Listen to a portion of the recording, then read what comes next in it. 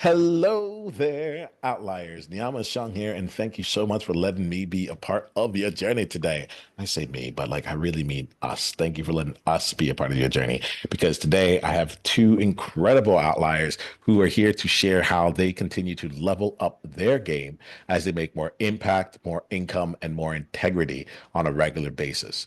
All right, let's go here and introduce you to our outliers for today. Why don't we start off with Omari? Omari, I'm glad that you're here. Would you mind sharing with Outliers a bit about who you are and the game you play? Absolutely. Omari Ajanaku is my name. Omari means the highest mountaintop. Ajanaku means freedom of the people. My website, omariaa.com.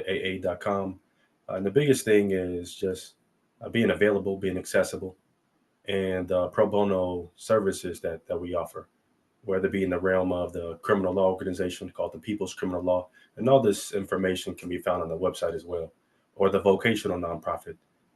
The vocational nonprofit, we focus on career development, vocational skills, whether it be interviewing, how to dress for an interview, Microsoft Word, or an equivalent, or it be mental health and emotional health. Just focus on giving people those tools to where they can supply themselves and arm themselves for success, as well as those around them. Because whatever we do, inevitably those around us will do. The criminal law organization, we focus on criminal justice navigation. So if you find yourself in a situation, then we do provide guidance and liaison between you and your district attorney, or you and your public defender, rather. We also do a crime scene examination. We also do legal research. So really just arming people and giving them the information they need to not only better themselves, but better themselves and those around them from a prevention standpoint. Well, Omari, I am actually really excited to dive into how you create this, how you go about doing this here, and it seems like you're doing quite a lot. And then like to lead with like pro bono, I Right. know that you're intentional with that. So I want to I get excited to explore this here because yeah, I see that you keep showing up in the world. Thank you. Of course. Awesome. Robyn, let's get to know you here. Can you tell us a bit about you and the game that you're playing?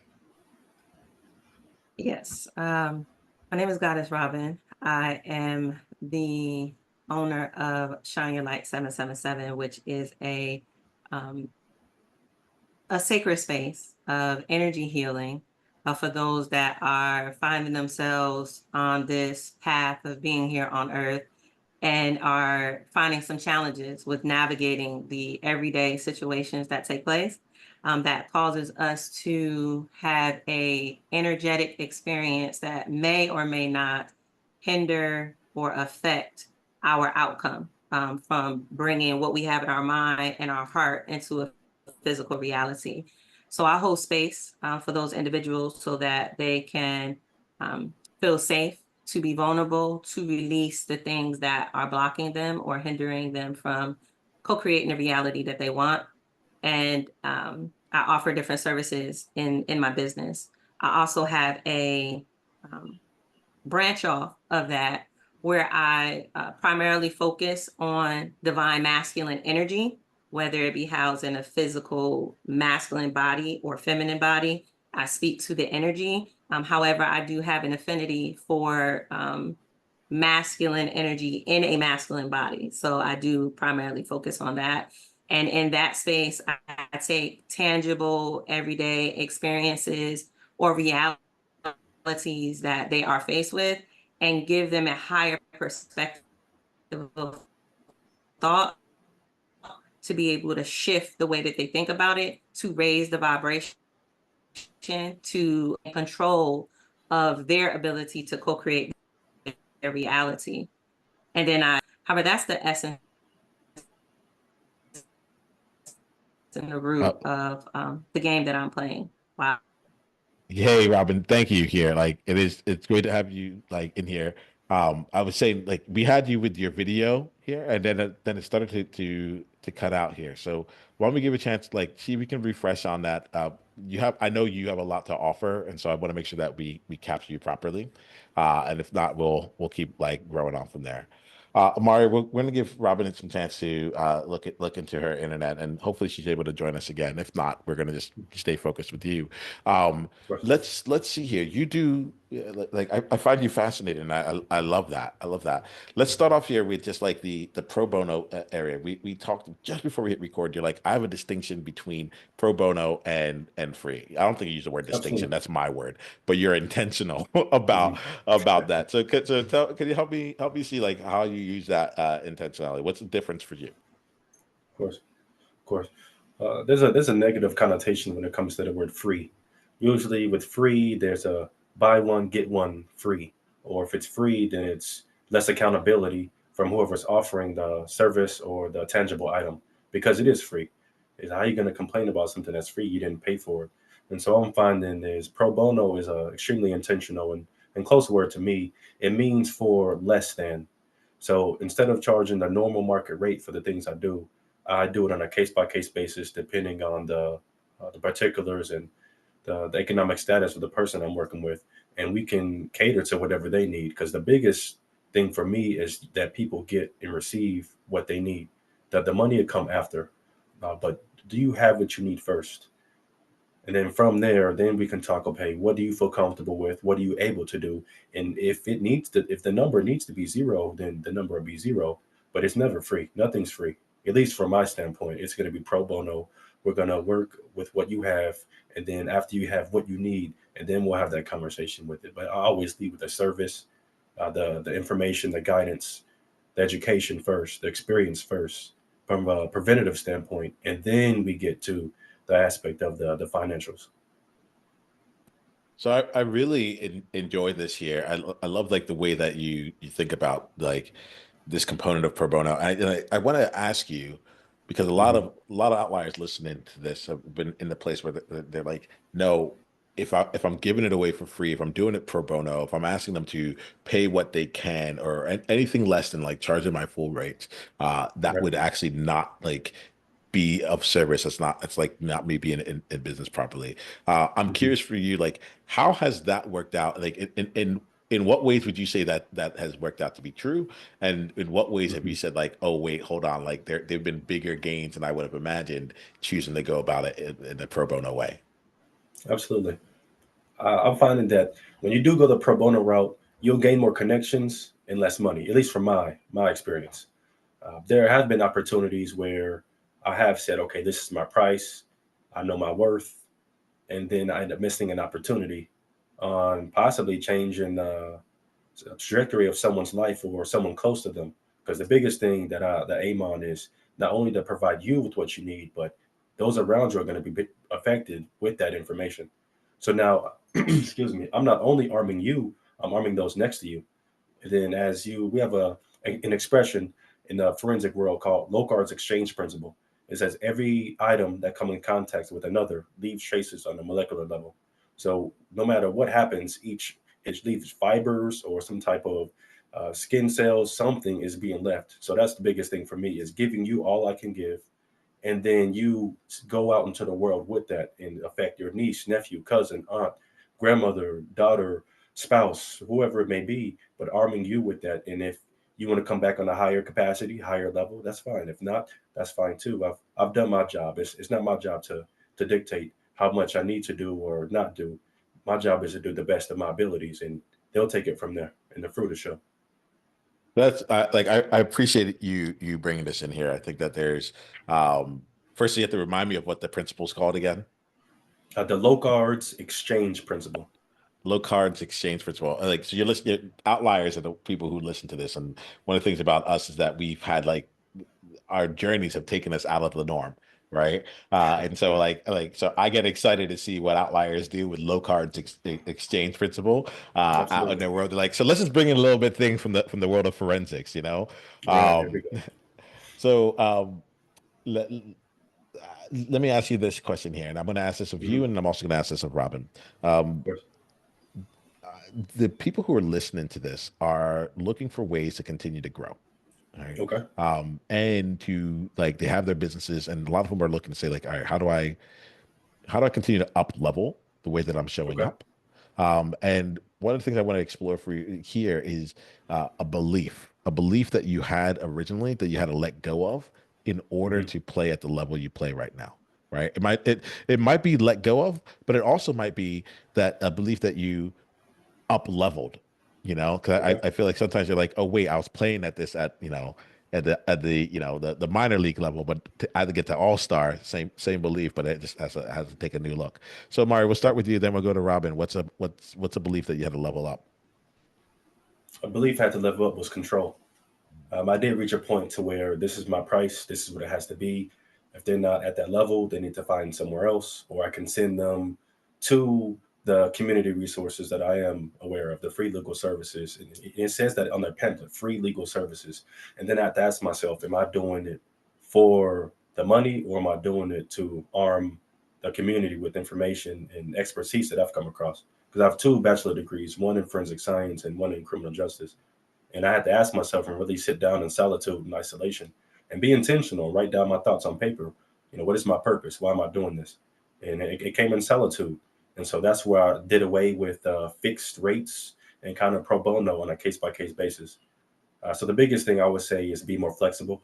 I've learned to, stick to my core foundations, but if it's not affecting or eroding something within that line, then be flexible. Wherever it goes, because I'll reach new places I never would have fathomed by allowing myself to go with the flow, to be intentional with being flexible. Like we even had that conversation earlier. Do you have a fixed, or what do you look? I'm here. I have this information. I'm thankful for this opportunity. Wherever you say it needs to go, with a go, and I'll answer the questions to the best of my abilities and provide the information that I've earned, gained, and accessed, and wherever it'll go and wherever they take it, and we'll go from there. I appreciate you, Omari. Like I'm gonna we'll keep elaborating on this in just a bit, but let's go to Robyn. Robyn, like you play a big game in the world. What are some of the beliefs? What's one belief that you needed to actually like up level to like put you in the position to play like where you want to play right now? Yes, sir. The thought that is resonating at this moment is the belief that I've required something outside of me to show up as the greatest expression of me, right? So, in me releasing that and accepting that I already have everything within me, I just have to discover and or remember what it is, allow for me in harmony with what uh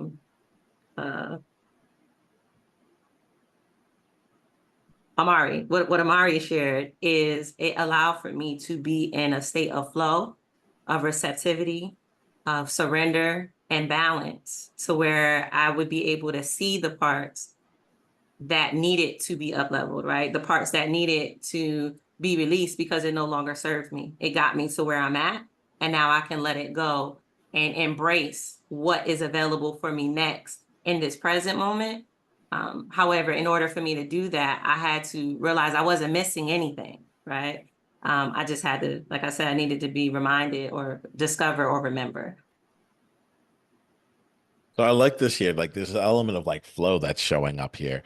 And it's so funny. So y'all may not know this, but underneath like my camera, I'm taking notes. And I'm like, you know what I'm gonna do? I just got called in this conversation. I'm like, no more notes. I really like coming back in and be like, oh, I can call on this thing that, Mari said before and all that. I'm like, I feel flow. I feel flow Mhm. is in the mix here. We'll just see where things go, right?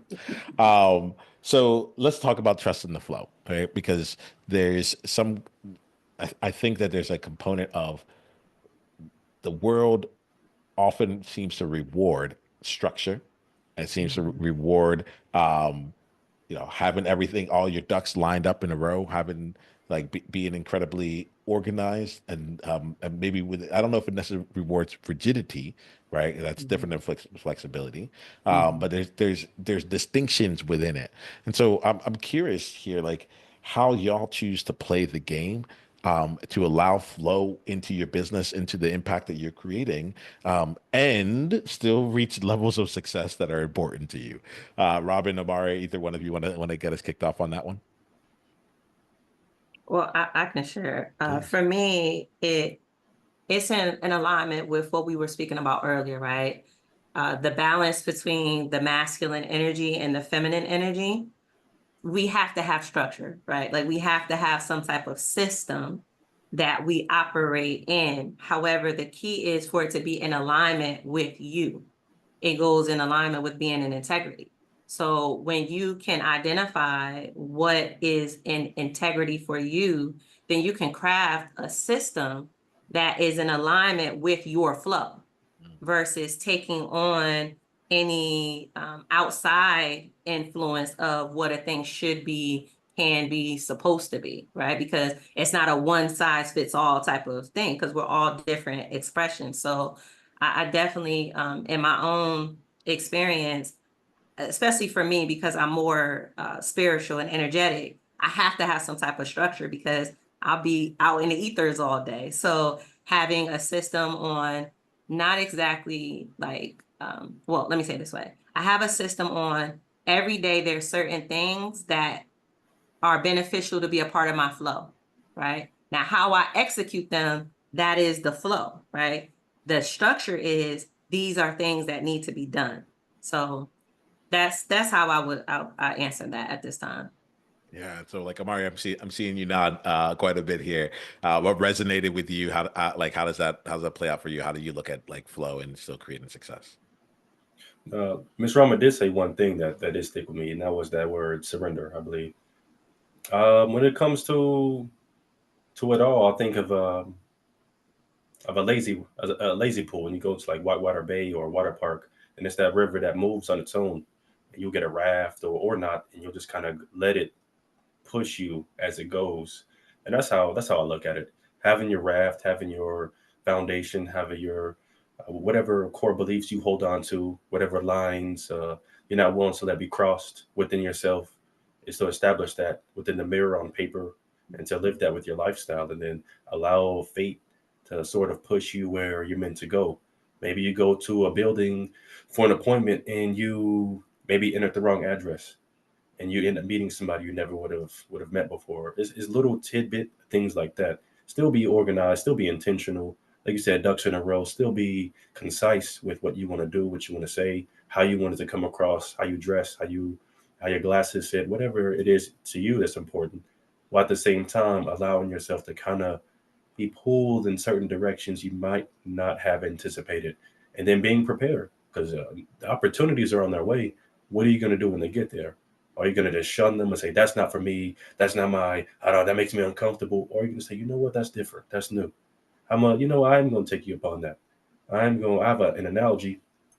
When I was getting my undergrad, we had a core building that used to have club meetings and all kind of things. And when I used to find rooms that people would be meeting in groups, I used to just go to random rooms just to see what I would find. And one day I went to a drama improv room not knowing they were in there, just walked in and they welcomed me and embraced me, and I participated. And normally I would have never gone in there, but I went in there, participated, and it unlocked a part of me that I wasn't intentional about using. And from then, I still use it to this day. The flexibility of conversation, the body language, and how I meet people, eye contact, and how I express, and whether I use nonverbal or verbal communication. Just those small tidbits of information that I can enhance myself and those around me with. So outliers here, Amari, as you're talking about this, just make me think. Like my invitation to you, outliers, is go find a random room. Go A find a random random room room. and go play. Like, there's something in there where it's like, because when you describe it, it makes me think about my undergrad. Like Yeah. I would, the general thing. I think I said this to you before we hit record. Is like I'm not supposed to be here, and Mm. to use I'm not supposed to be here to our advantage and to their advantage. You're like, all right. So I ended up in a drama room. What am I going to learn? Oh, years later, I'm still using these skills. And I think Right. that like what I'm hearing from y'all is like it's like there are times where it looks like we might be deviating from a path, but it's like, no, the path is actually being created. Every step we take is Right. the path. Right. Yeah. Robert, I'm seeing some like full body like nodding on that one. So I want to just check in and see what came up for you as I say that. Yeah, so what resonates for me is that the path is already laid out, right? The path already exists. We are discovering the path that has already been laid out for us. So there really is no accident on where we find ourselves. And that's why there's a benefit in us being where we're at. However, there's a level of openness that we have to have, right? And a level of curiosity that needs to be there to explore being present, explore the moment to see what is here for me. Like what is the jewel? What is it that I can take away from this? And is there anything that I can deposit? Is there anything that I can leave an impression on so that there'll be evidence that I was here, right? And it'll expand past this moment while I receive what I need so that I can further on my path. So that's what I'm resonating in and exploring in what you all are sharing, because everything all interweaves together, right? It's this beautiful tapestry, and we're taking one thread at a time to be able to see the beauty of the tapestry. Loving this. Loving this. Yeah, there's a component here of I'm hearing being present to the moment at hand. Omari, you talked about being prepared, and I Yeah. talked to both of you, and both of you know your stuff. You know what I'm saying? I get the sense that I'm in space with people who have done the work of knowing what they need to in order to actually walk it. And um, there's a sense that I get that I'm like, I can throw y'all in any situation, or in Amari's part, you can walk into any random room, and and not only like give in that moment, but also gain. And it's Robyn's part. Do your thing while in that space to like leave your mark, you know? So let's see. I think I want to play with this here, just a little bit more, and then we're gonna go off in a different direction. Um, let's see. How do I want to play with this here? Um, Actually, we might be complete overall. I guess my question would be for any outlier that is looking to allow their flow out, right? Because like I recognize that I create spaces where I call in and magnetize people who do things differently, and the rest of the world may not have like a high proportion of people who do that there. For anyone that's like ready to just like, I'm ready to let my flow out, and it's so different than what I've seen. Amari talked about letting go of control. Um, what would you say to them and to help them be able to like start walking down that path, both from an encouragement perspective as well as like some of the like I don't know the pitfalls and things to watch out for. Okay. Not to like necessarily avoid. I know it's a long question. I'm sorry, but not to necessarily avoid, but to actually let them know like, hey, when you run into this, you're actually on the right path. Like, Mhm. don't run away from it. This is just the process of flow. All right. Absolutely. That question work for y'all? It works. I comprehend what you're asking. I would tell people do things that you've never done before. If you go to the lake and fly a kite, you can go to Dollar Tree or wherever you want to go get one or make one. That could be part of the journey as well with those who are close to you. Go fly a kite. Go to the zoo and walk. Go on a trail, and be intentional with your phone or electronics to still be accessible, but not let it be in your hand, because that subconsciously I'm finding that, including myself, at times it'll be in my hand and I don't even realize it. And so be intentional with that. Look up events online and go to things you would never go to, whether it be a cheese tasting event, a wine tasting event. Like learn the decorum of those places, how to smell the wine first, look at uh, the the density of it, smell it, taste it, spit it out. Go through those steps that you've never done before, and then add it to yourself. So find things you've never done before: cheese tasting event, wine tasting event. Go to a paint and sip. Go to a pottery class and learn the power of your hands and how intentional you need to be when crafting something, when molding something. And you can take that to relationships. You can take that to yourself and your own development, improvement, to your own personal hygiene. Your hands are very important. Be intentional. The pitfalls of it: be intentional with how far you let things go. It's great to be fluid. It's great to be flexible. Have that line, have that hard line to where it's not an immediate no. It's a hold on, I need to reassess. And then if it continues, then have the hard no. But have that boundary line to where once that line gets crossed, it's not an immediate no, stop. That's extreme, but have that, okay, I need to reassess. I need maybe a few minutes to kind of gather myself internally. It's not you, it's me internally, because that's where a majority of our issues come from. And then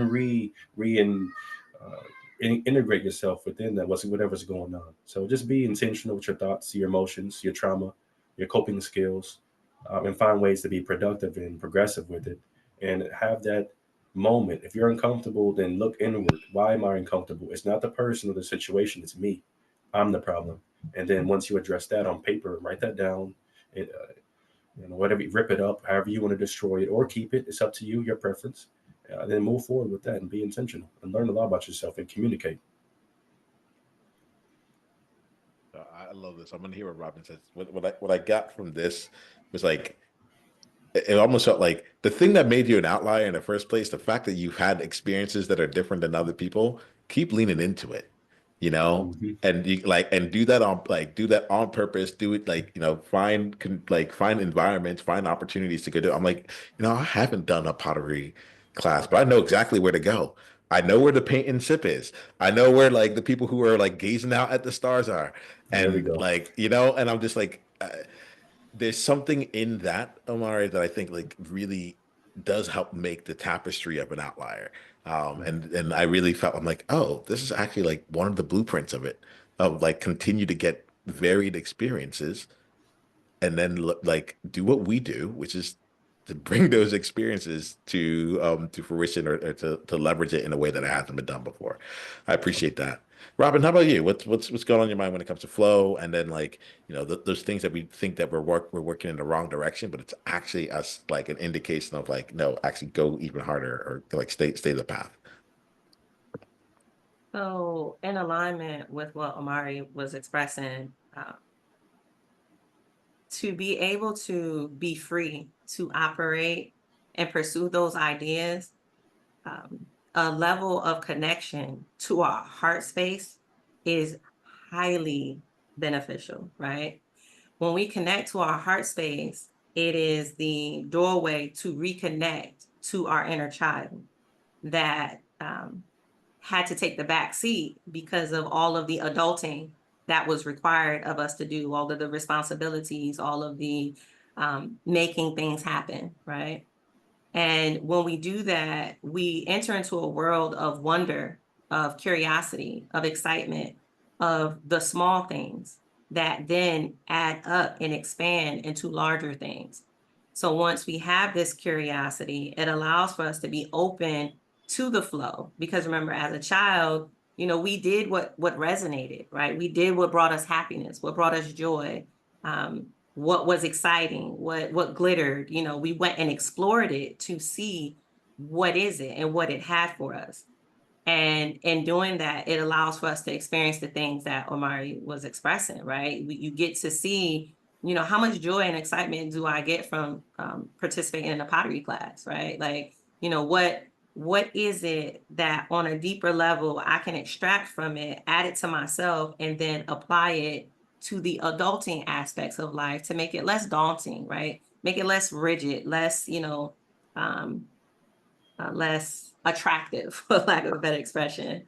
And that's what I would recommend, to be in the state of flow, reconnect to your heart and ask questions, of your heart, of yourself, of what is it that makes you feel complete? What is it that makes you feel whole? What it makes you feel secure and comfortable in the space of the unknown? Because being in the flow is embracing the unknown, because you surrender, you release the control that you have.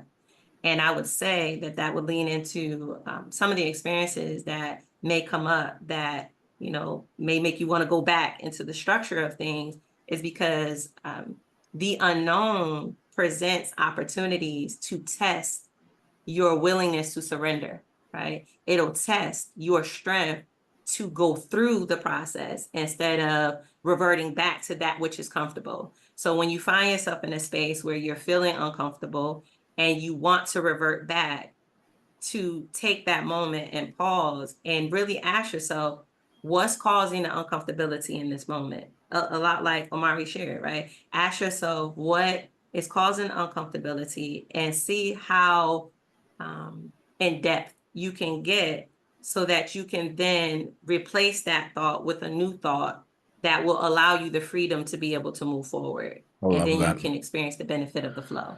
I love that a lot, Robyn. Like, would you mind here, like taking us to a time where you recently put that into play for yourself?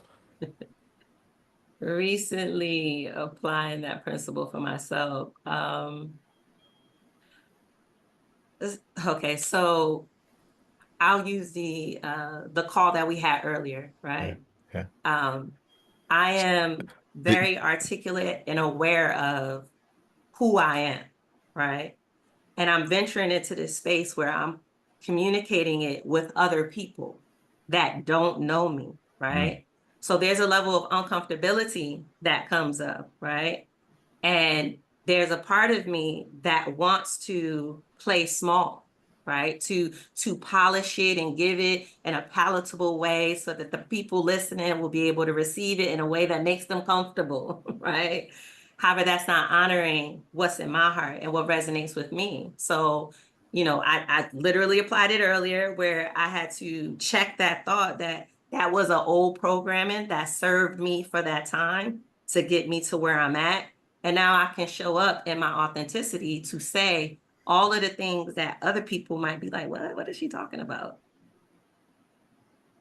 Yeah, like so. This is fun. So, and outliers, you may not know this, but one of the thank yous I have for each of the people who come onto the podcast is I spend time with them as a coach. Like that's what I do. Like and so um, it's really wonderful to be in space and see like how we're able to continue leveraging from that space. And um, you're taking me back to that conversation because one of the things that came up here wasn't with you, but it was overall, it's just like this idea of like just being understood, you know, and the amount of work that we put in front of being understood. Like I would say, almost like the verbal ninjutsu that we try and get through to hopefully maybe like possibly get into a way that might be accepted or in your words here palatable.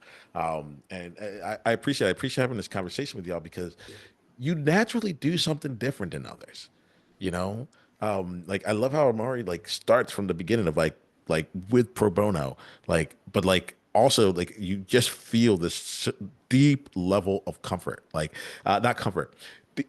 I use the word comfort, but it's actually like being held. Like Omari, like I trust you, you know? Yeah, I trust Yeah. you. Like Thank you. what made you laugh about that when I said that? I was not expecting that. You weren't expecting that I there? Like appreciate that. I appreciate. I'm not no. used to hearing that. Well, like I'll reflect that back. That's what I got. I got someone who's like is like, look, I'm good overall. I've had a lot of different experiences. I don't need things to come to me in a certain way for me to be able to handle it. In fact, I constantly find ways like people be like, you got to take a cold shower every day. I'm always like, go walk in a random room. Go ahead, I dare you do that. Like there's some element of this where I'm like, oh, I feel really comfortable, and that's where the comfort comes in because I'm like, oh, you got this. I may not see how you got it, but like you know how to apply a pottery experience to the challenge that I'm having right now to help me like make my world more flexible or keep me in flow. And yeah, I want to reflect that back there because there's this component here that just feels like oh, y'all, how do I say it? I trust you and I believe you too. Mhm. And I want to make sure that I'm saying that because there are elements of flow, authenticity, like be you, allow you, like there's different things that we're talking about where it can sound nice on a bumper sticker, or we heard it on someone else's podcast, but then there's different times where you get to experience people who've actually lived it. You're like, oh, you get it. You get like both sides of this. You understand how this is grounded in it, and to keep playing that way. And I want to make sure I explicitly say that because it reaches me. Mm. It reaches me, and I think there's just something about the environment that we're in right now where anyone can say that they're anyone, you know, Mhm. Yes. um, that like we're constantly looking for like I think in the past it used to be, I think it's credibility, but it's not because you've taken the courses or anything like that. It's, are you walking the walk? Have you actually, do you actually live what you talk about? Be curious what this brings up for either one of you as I share this. For me, I agree. I think that we're in a climate where people can present and pretend to be whoever they say they are without having any supporting evidence, right?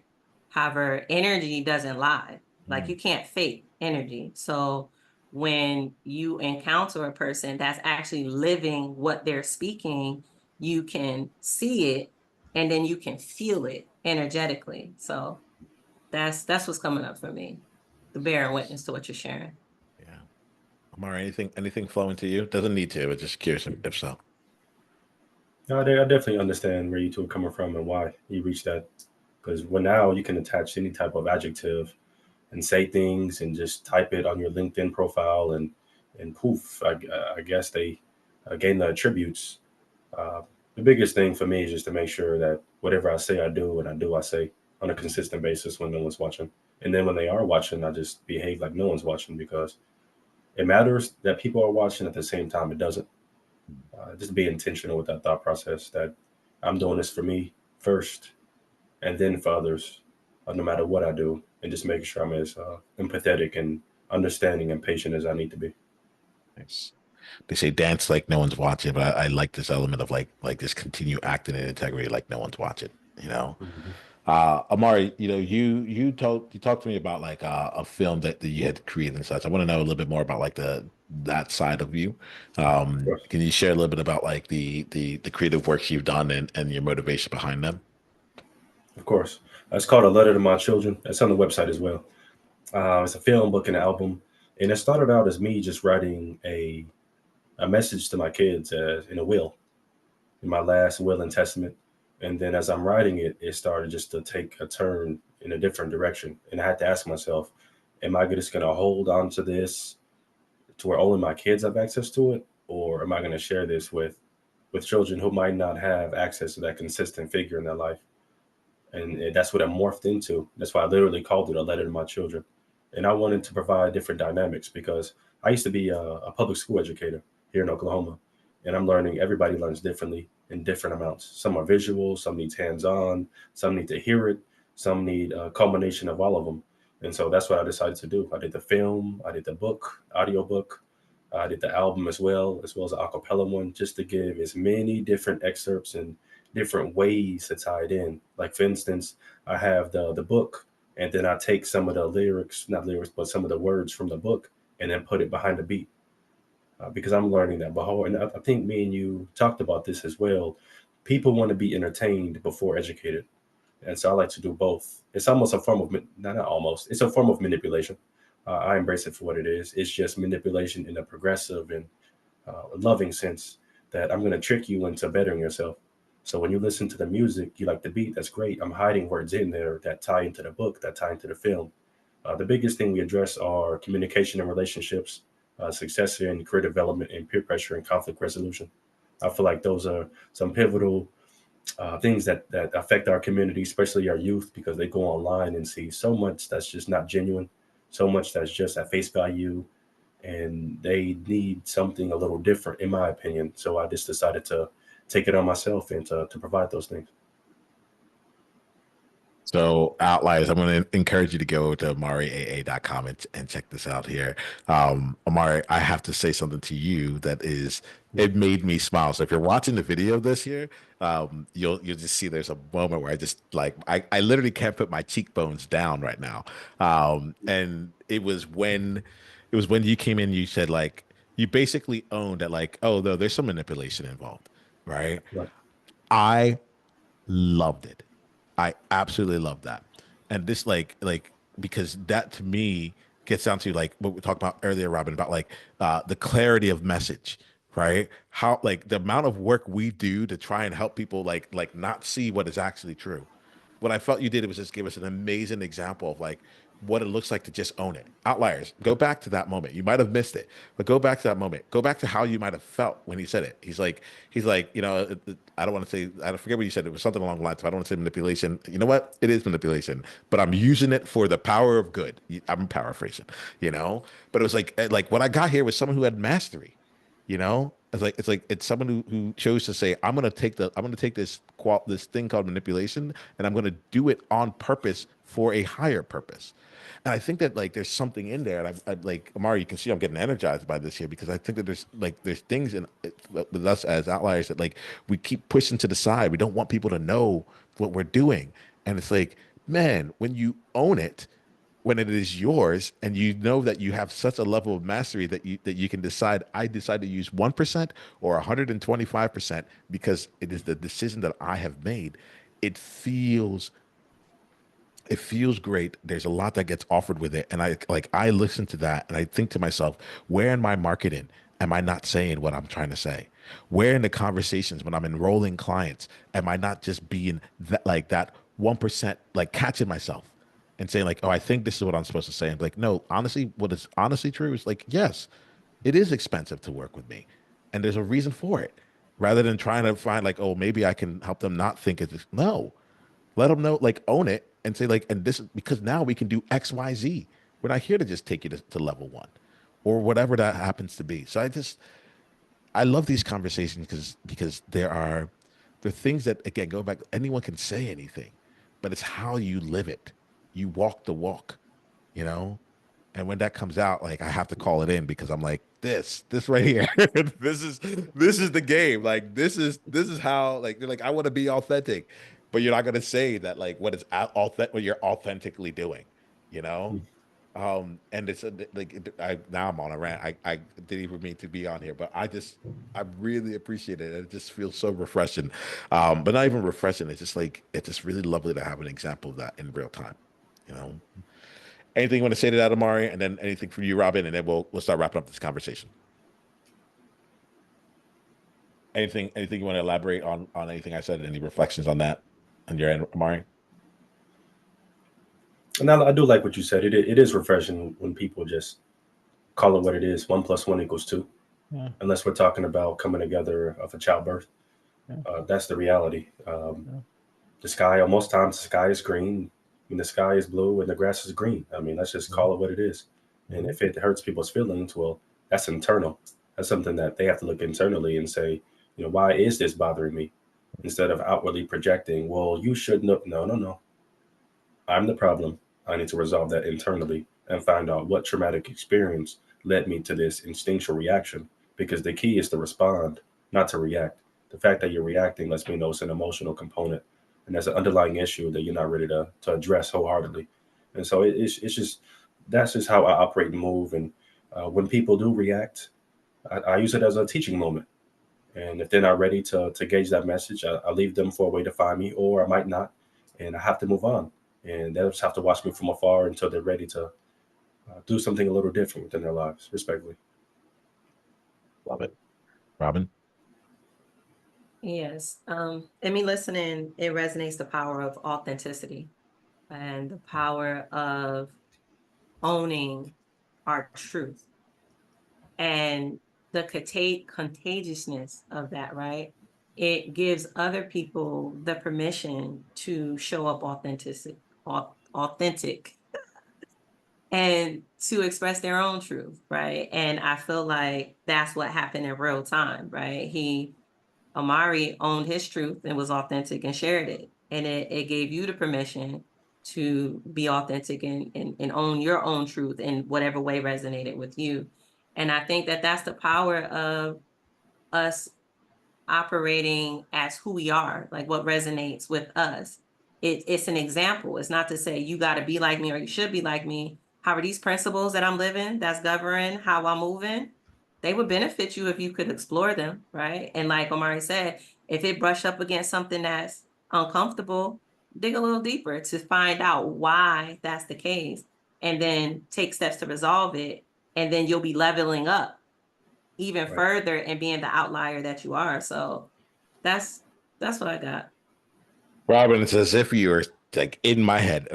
You said that. Like, I appreciate y'all. Like, we're gonna wrap up the conversation. I just have to say something that because I've never had this sensation before. You talked about it gave people the permission to be them, and I had like up until the moment you said it, Robyn, I like that's how I looked at it. And then something just came up in it right now as we were talking, where I was like, I actually feel like it was like more of an invitation to like come play at this level. Like in his owning it, it reminded me it's like I'm like, oh yeah, I could play in the minor league level, but like the people who are boss about this here, like they have no problem letting you know that they're doing it.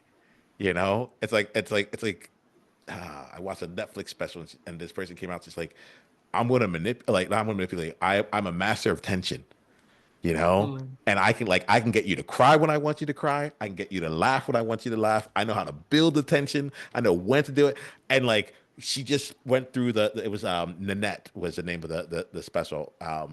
And like she just like we were putty in our hands. She's like, I want you to feel this way, and you do. And there's something about that that calls me into like that next level. So I appreciate it. It's like, yes, I'm getting permission, but I'm also being invited to come and play at like the level that I know that I could be. And so I appreciate you all. Thank you all for playing here. Outliers, we're wrapping up this conversation. We're gonna end here with this. Firstly, Outliers, for any one of you who's listening to this and this conversation has touched you, please go ahead and share this with one person that you feel would really benefit from this. I'm a big fan of you sharing it on social and putting it out to your networks overall. But underneath this, we have a one person at a time initiative. And it's just my belief that like if this conversation gets shared one person at a time, it's going to reach all the right people that it needs to, in a way that not just like gets a listen or a share, but like actually impacts someone. And if you're the person who's received this in this episode from someone, like receive that and then see who else in your world would really benefit from this. One person at a time. I really do think we can make a huge shift with this. And with that there too, Omari and Robyn, I want to make sure that Outliers know how they can continue down the game with you. And the way that we do this here is that we share, like, you let them know how they can continue, and we also share an insight that you got from this conversation. At this point, we're no longer trying to teach anything else to Outliers. They've gotten what they need to get to. They're going to ruminate on it all. What's something that you are taking? What's one way that you have grown as a result of this conversation? And if you haven't like got anything to take away, that's fine. You can just say that too. All right. Why don't we start with you, Robyn? Then we'll go to Omari. Robyn, would you share with us how we can continue down the journey with you and the insight you got? Yes.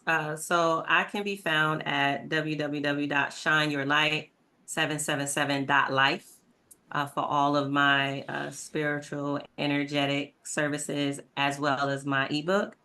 And I can also be found on all platforms at Black Man and Robyn. That's Robyn. Um, on all platforms for my podcast that I spoke about earlier. And what I am taking away is the beauty of variety, right? We all spoke in alignment with similar principles, similar ideas, and very different expressions. And for me, the beauty of that is that there is more than one way to get to 10, to get to 100, to get to the destination, as long as we are in alignment with the principles that govern that motion. So I appreciate being able to share space with different expressions, to see the beauty of what we're actually creating. So thank you all. Thank you. Thank you, Robyn. Omari, how about you? How do we continue down with you and what's the insight you got from today? The website omariaa.com. It has the blog. It has the podcast. It has the I Lettered My Children film book album. We have the digital art. We have the webinar, the music, the vocational nonprofit.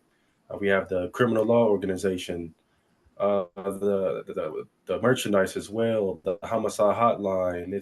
It's everything. It's essentially my life's work. What I gained from today's conversation is it's more people that's like minded, and in a sense on a different level than you. Not better, not worse. It's a different level. And so master yourself and the world will come to you. And so to be available. Be available when they call, when they reach, because they're closer than you realize. And you just never know what you'll gain and benefit from them, tangibly or just emotionally or within yourself. So just be available and be open, be flexible. Well, I appreciate you all being open. You got a random email from a random guy to come on a random podcast, and you were honest. You shared, and we got to walk the walk together. I appreciate your experience that you brought to the table, and I thank you for being who you are. And Outliers, until the next time we talk, remember this: be you on purpose. Journey on.